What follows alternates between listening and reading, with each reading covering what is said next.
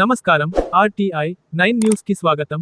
మెదక్ జిల్లా నర్సాపూర్ పట్టణంలోని శివాలయంలో ప్రత్యేక పూజలు నిర్వహించిన అనంతరం అన్నదాన కార్యక్రమాన్ని ఏర్పాటు చేసి అన్నదాన కార్యక్రమంలో పాల్గొన్న Sripada trust chairman and Congress party senior నాయకులు పైడి శ్రీధర్ గుప్తాతో పాటు బీజేపీ పార్టీ రాష్ట్ర కార్యవర్గ సభ్యులు మురళీ యాదవ్, వివిధ పార్టీలకు చెందిన ముఖ్య నాయకులు, ప్రజా ప్రతినిధులు, నర్సాపూర్ పట్టణ ప్రజలు, స్వామివారి భక్తులు అధిక సంఖ్యలో పాల్గొన్నారు.